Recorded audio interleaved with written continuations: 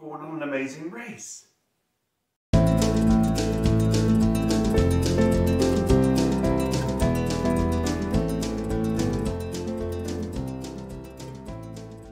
Welcome to David and Rachel's Amazing Adventures. Rachel and I are huge fans of the CBS TV show The Amazing Race. For my birthday, she gave me an envelope with the Amazing Race logo on it. In the envelope was a document that provided clues about a trip that we were going to take over the Martin Luther King Day weekend. One of the hints to the location that we were going to go to was a quote from Anthony Bourdain where he says, quote, "In America, there might be better gastronomic destinations than this location, but there is no place more uniquely wonderful. You will find something similar to Paris or Copenhagen." Rachel planned the trip just like the show. Our amazing race would include clues, a detour, a roadblock, and a pit stop, just in our own style. Between my birthday and the trip was 3 months, and for the longest time, I had no idea where we were going to go, and I was ready to just head to the airport and find out our location. All I needed to know was what to prepare for with regards to weather. She at least gave me this information. On the day of our trip, Rachel revealed that we were going to New Orleans for a long weekend in the NOLA or the Big Easy. Now let's start our amazing race. After about a 2-hour flight from Charlotte, we arrived in New Orleans on what looked like it was going to be a rainy day. Who cares? We are traveling and we will make the best of it. Rachel did some research and decided not to rent a car. We took a $36 cab ride from the airport to what would be our pit stop, aka our Airbnb. On a side note, I had been given a clue at the Charlotte airport with a word find and a calculus problem to figure out where the pit stop was. This had perplexed me for the longest time at the airport. Just before we got on the plane, I figured it out. Now back to the story. We dropped off our bags at the place where we were going to stay, and I was given my next clue. My second clue took us on a 20-minute walk from our pit stop to a very well-known place for one particular food item. The clue took us to the world-famous Café du Monde, where the specialty is beignets, which are squared pieces of dough with no holes in the middle and are often covered with powdered sugar. When we arrived around 2 p.m., there was already a lengthy line of folks standing in the rain to get their sweet-tasting beignets. Having only one umbrella, I quickly purchased a couple ponchos.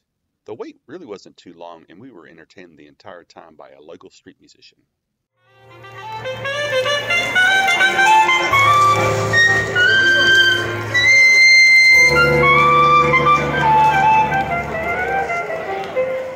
Café du Monde is located at 1039 Decatur Street in the Old French Market. The French Market, once known as Butcher's Hall, was built in 1791 by the Spanish. The coffee stand was established at the upriver end of the French Market in 1862. Café du Monde has been seen in several films and TV shows over the years. They serve coffee and beignets 24 hours a day. Café du Monde is a cash-only establishment. The beignets are served with a thick coating of powdered sugar and sold in orders of 3. The beignets were absolutely fantastic. Now that's what we're talking about. They were hot, sweet, and very tasty. Oh my, that was a great treat and a great way to start our amazing race in New Orleans. While we were snacking on our beignets, Rachel provided me with the next clue, taking me to a church nearby. Café du Monde is right on the corner of Jackson Square. The main focal point surrounding the square is the Cathedral Basilica of St. Louis, King of France, also known as St.LouisCathedralChurch. It is a seat of the Roman Catholic Archdiocese of New Orleans, and it is the oldest cathedral of continuous use in the United States, which is a little misnomer because there is none of the 1718 structure still remaining and very little of the 1789 structure left. What stands today was completed in the 1850s. In September of 1987, Pope John Paul II made a stop to the St. Louis Cathedral, and the church built a statue of the late Pope outside for all to see. One of the interesting side stories of the cathedral is that it is said to be haunted. According to lore, it is haunted by 2 individuals. Priest Antonio de Sadala, also known as Pierre Antoine, is buried within the church and is said to walk the alley named after him next to the cathedral, allegedly in the early morning hours. There are also accounts that he appears during the Christmas Mass near the left side of the altar holding a candle. The cathedral is also said to be haunted by Pierre Dagobert, who was a friar that resided in the church. It is reported that his voice can be heard chanting the Kyrie on rainy days.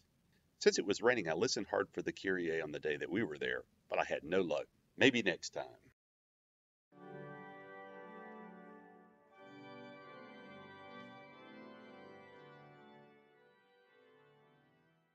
Right outside of St. Louis Cathedral is Jackson Park, named after our 7th president, Andrew Jackson, who also played a big part in the history of New Orleans as the general of the American army that defeated the British in the 1815 Battle of New Orleans.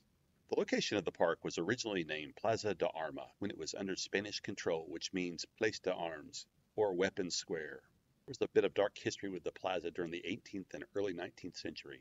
It was the site for public execution of criminals and rebellious slaves during these years. After the 1811 German Coast Uprising, 3 slaves were hanged here. The heads of some of the executed rebels were put on the city gates. After the 18 victory of the Battle of New Orleans, the square was renamed Jackson Square. In 1856, sculptor Clark Mills completed an equestrian statue of Andrew Jackson, which is the focal point for the square. The square also has iron fences, walkways, and a Parisian-style landscaping. Today, it is a gathering place for artists of all sorts, such as painters, musicians, and other street performers.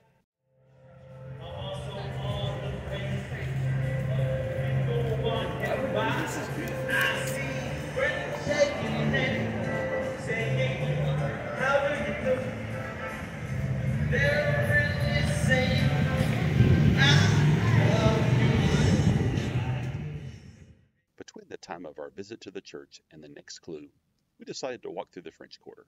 We ventured into some shops, including the Roy Royale shop, where you can purchase souvenirs such as dishes, towels, cooking kits, and regional items. However, not far from Jackson Square at 622 Royal Street, we found a diamond in the rough. The M.S.Rau is a unique fine arts, antiques, and jewelry store. It is basically a free museum that you can walk through. And if you find something you like, you can buy it. Of course you can buy it if you can afford it, and I certainly can't afford anything in this store. In the store you can find unique treasures such as Napoleon's desk, tea sets owned by royalty, or art from a number of masters such as Monet, Warhol, and Picasso. After an absolute fun time walking through M.S.Rau, it was time for my detour clue, which was to have dinner at Muriel's Jackson Square. Located at 801 Charles Street next to the St. Louis Cathedral and at the corner of Jackson Square lies Muriel's Jackson Square, which is one of the oldest buildings in New Orleans. In 1718, which is the year that New Orleans was founded, a young French-Canadian named Claude Trapanier was a member of an expedition that carved out a clearing on the bank of the river that was named Ville de Nouvelle-Orleans.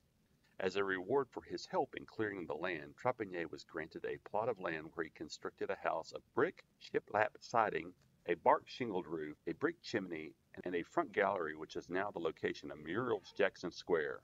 Even after the Good Friday fire of March 21, 1788, that destroyed 856 out of the 1,100 buildings that were in New Orleans at the time, the elegant residence only partially burned. Some of the charred walls and beams can even be seen today in the restaurant. Through many owners since it was built, the building now hosts Muriel's Jackson Square, which opened its doors on March 10, 2001. The renovation for the restaurant tried to remain faithful to the original historic design of the building. The restoration was done under a National Historic Tax Credit as administered by the National Park Service, which operates in the French Quarter as a National Historic Park. Rachel decided to have a bit of fun, and she ordered the turtle soup, which is a regional dish in NOLA. She's a fan of the book series Outlander, and in the book, turtle soup is featured as an aphrodisiac. Rachel will tell you that's not true. It tastes weird and looks like there's boogers in it. Most bizarre thing I've ever eaten. I guess it's just an acquired taste. However, the shrimp and grits were awesome, she said. I had the shrimp gumbo as an appetizer, knowing its history in Louisiana. It was good. However, the main winner for me was the roasted chicken. The chicken was prepared in a brine, and it also included buttermilk mashed potatoes, sautéed kale with bacon, Estine's cane syrup glaze. I had never had cane syrup glaze, and goodness, it was absolutely delicious. Along with our meal, we had some outstanding cocktails and creme brulee. It was a yummy meal, and people watching was extremely entertaining too. After dinner, we took a nice and easy walk back to the place where we were going to stay for the next couple of nights at our pit stop. We rested up for the rest of the evening and planned for additional things to do in the city the next day, along with the other clues that Rachel had for me. In part 2, we will take you on day 2 of our amazing race with more insight of history, music, culture, and food that can be experienced when you go to New Orleans. If you have any other suggestions about things to do in New Orleans, please put them down in the comments. If you like what you see, please smash that like button and subscribe, and we will see you soon on our next adventure.